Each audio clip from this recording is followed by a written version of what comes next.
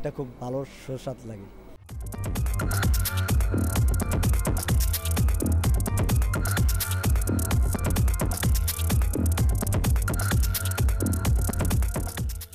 আমরা দেখতে পাচ্ছি যে কেকগুলোকে প্যাকেট করছে অত্যন্ত রিস্কের উপর। একটি লোহাকে গরম করে বিদ্যুতের সাহায্যে, বিদ্যুতের তারের সাথে গরম করে এই সকল লোকজন এই কেকগুলোকে প্যাকেট করছে। এটা কি, এই যে আপনি যে প্যাকেট করছেন কি কিসের উপর? এটার ভিতরে একটা কয়েল আছে, ঠিক আছে, কয়েল জাতীয় এটা ভাইয়া তৈরি করছে। এটা যে আপনি হাতে ধরেন সঙ্গে সঙ্গে কারেন্ট ধরবে না? না, কারেন্ট ধরবে না, হিট লাগবে। হিট লাগবে। এটা তো রিস্কের উপর, এই ধরনের নিয়ম আছে। এই ফ্যাক্টরির ভিতরে কর্মচারীরা যে টয়লেট ইউজ করে, আপনি দেখুন যে ঠিক তার পাশেই বিস্কিটের কার্টন ফেলে রাখা হয়েছে এবং এখানে একটি গাড়ি আছে এবং পাম অয়েলের ড্রাম আছে, এখানে বস্তা আছে এবং যে পানি সরবরাহ করা হয় সেই পাম্প মেশিন আছে। এবং এই যে নোংরা অবস্থায় পুরো এলাকাটি এত নোংরা,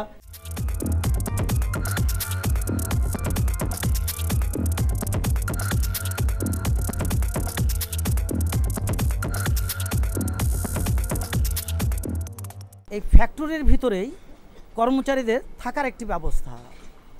এখানে কতজন লোক থাকো মোট? এই 10-15 জন। 15 জন থাকো। আপনারা কোথায় থাকেন মা? আমরা রায়েরবাগ থাকি, আজকে এখানে পাক করার জন্য আসছি। একজন মানুষ সারাদিন কাজ করার পর তার রাত্রি যাপনটা যখন করবে সেটা হবে অত্যন্ত সুন্দর একটা পরিবেশ। সেই পরিবেশটিও এখানে নেই। নেই বিস্কুট তৈরির পরিবেশ, নেই কেক তৈরির পরিবেশ, নেই পাউরুটি তৈরি করার পরিবেশ। তারপরেও এটা প্রতিষ্ঠান, ফ্যাক্টরি চলছে, চালিয়ে যাচ্ছে।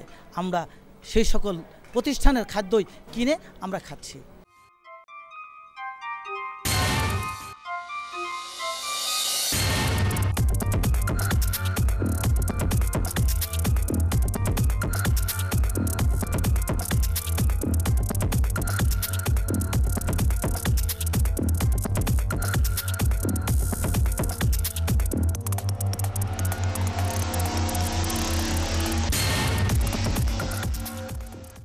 আপনি এখানকার মালিক, কত কত বছর যাবত চালাচ্ছেন এটা? 4 বছর। 4 বছর। আগে কি করতেন? আগে চাকরি করতাম। কি চাকরি করতেন? ইন্স্যুরেন্সে চাকরি করতাম। আগে কি কোনো বেকারি কারখানা চাকরি করতেন না? এর আগে কখনো করেন নাই? আপনি এর আগে কি করতেন? ছিল বেকারি না স্যার। এটা যে করছেন, বিশাল একটা বেকারি করেছেন, তাহলে একই কম্পাউন্ডের মধ্যে, একই প্রাঙ্গণের ভিতরেই আপনারা এখানে নানান ধরনের সাইড করেছেন। কোথাও বিস্কিট হচ্ছে, এখন কেক হচ্ছে, অনেক কিছু হচ্ছে। কী তৈরি করেন আপনারা? বিস্কিট, কেক আর বিস্কিট। কেক আর বিস্কিট। কেক আর বিস্কিট তৈরি করতে যে বিএসটির লাইসেন্স লাগে জানেন তো? লাইসেন্স আছে? কিসের? বিস্কিটের আছে। কেকের আছে? কেকের নাই স্যার। কেক বানাচ্ছেন কেন? কেক স্যার এই নতুন শুরু করছি স্যার। সবাই বলছে তাহলে কেকের লাইসেন্স ছাড়া আপনি কেক বানাচ্ছেন। আচ্ছা, কেকের লাইসেন্স মানে কি? মানে হচ্ছে কেকটা বানাবেন কী কী উপাদান দিয়ে, সেটা পরীক্ষা হবে যে সঠিকভাবে বানিয়েছেন কি না। আপনার এখানে কেক জেল পেয়েছে একটা, তো এটা কি ভালো না খারাপ, এটা কীভাবে বুঝবো আমরা? এটা বিএসটিতে যদি আপনি এই কেকটা পরীক্ষা করে দেখেন যে কেকে সঠিক উপকরণগুলো আছে কি না, সঠিক পরিমাণে আছে কি না, তাহলেই কেবল বিএসটি আপনাকে লাইসেন্স দিবে। আপনি তো বিএসটিতে টেস্টই পাঠান না। এটা টেস্টে না পাঠিয়ে আপনি কী ধরনের জিনিস বানাচ্ছেন এটা আমরা কেউ জানি না। কী উপকরণ দিচ্ছেন, এগুলো কি সঠিক উপকরণ কিনা, এটা কি হার্মফুল কিনা বা ক্ষতিকর কিনা, সেটা কিন্তু আমরা জানি না। না জেনে কিন্তু আপনি এটা কেকে দিয়ে কেক বানাচ্ছেন, তাহলে এটা ঠিক হয়েছে পরীক্ষা ছাড়া এই কেকগুলো বাজারজাত করা? তাহলে পরীক্ষার পরে যদি সঠিক প্রমাণিত হয় যে এটা মানসম্মত, তাহলেই কেবল বিএসটি লাইসেন্স দিবে, তখন বাজারজাত করতে পারেন।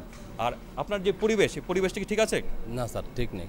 প্রত্যেকটা জিনিসের মধ্যে মানে মোটামুটি স্যার যথেষ্ট ভুল ত্রুটি রয়ে গেছে।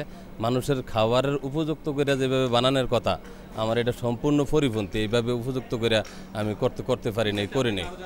আপনার যে কর্মচারী থাকা খাওয়ার ব্যবস্থা আপনার ভিতরেই করেছেন, তাই না? আবার টয়লেটটা করেছেন এর ভিতরেই, জাস্ট সামনে একটা ছোট দেওয়াল আছে, দেওয়ালের উপর দিয়ে কিন্তু ঠিকই টয়লেটে সব কিছু এদিকে আসছে, মাছিটা পর্যন্ত আসছে।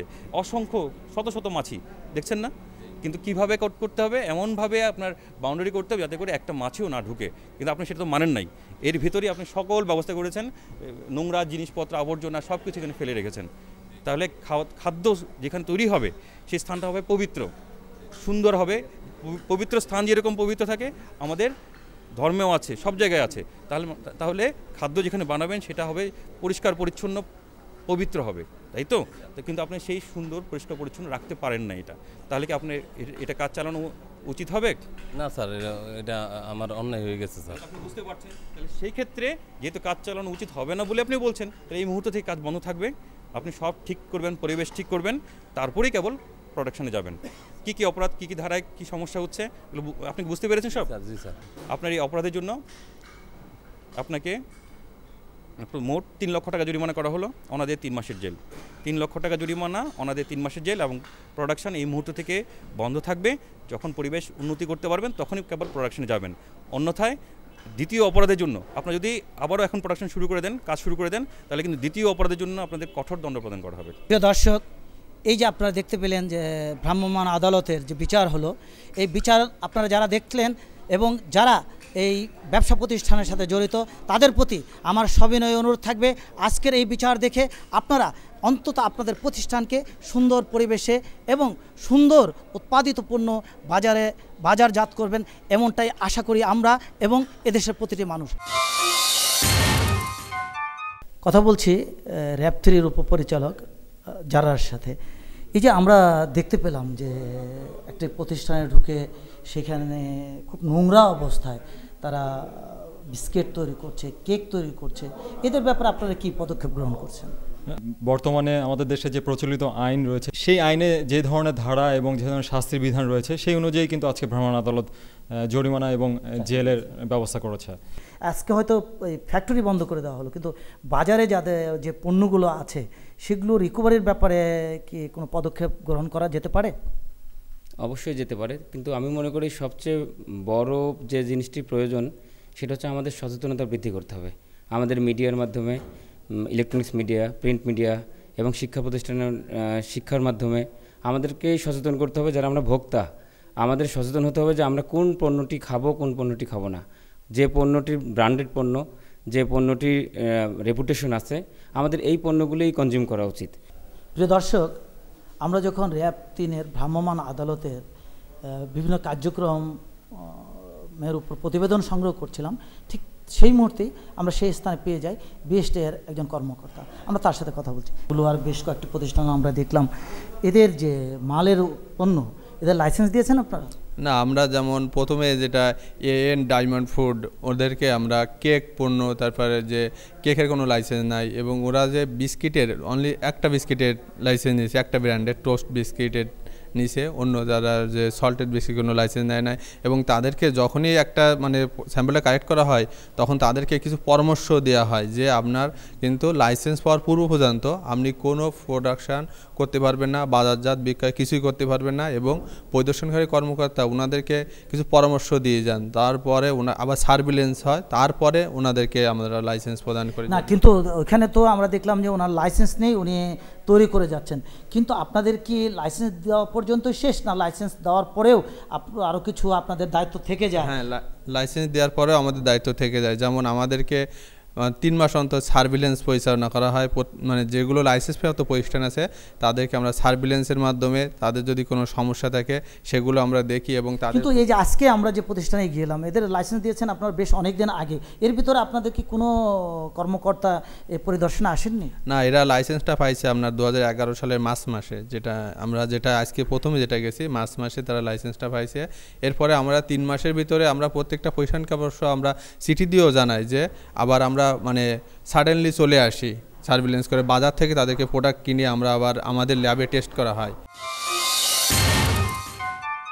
এই সমাজের প্রতিটি ব্যক্তি আশা করে, এবং যেখানে যে প্রতিষ্ঠান আছে সেই এলাকার জনসাধারণের কাছেও আমাদের অনুরোধ, আপনারা এই সকল প্রতিষ্ঠান যারা করেছে সেখানে কি হচ্ছে, তারা কি করছে, আপনারা যদি তাদেরকে কিছু না বলতে পারেন অন্তত আমাদেরকে জানান।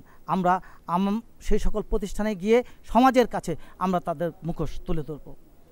আমাদের অনুষ্ঠান দেখে আপনাদের কেমন লাগলো জানিয়ে আমাদের কাছে লিখতে পারেন। আমাদের কাছে লেখার ঠিকানা প্রযোজক শেষ কোথায়, কক্ষ নম্বর 215, বাংলাদেশ টেলিভিশন ভবন, রামপুরা, ঢাকা। মোবাইল 01711525399। আমাদের আগামী অনুষ্ঠান দেখার আমন্ত্রণ জানিয়ে শেষ করছি। খোদা হাফেজ।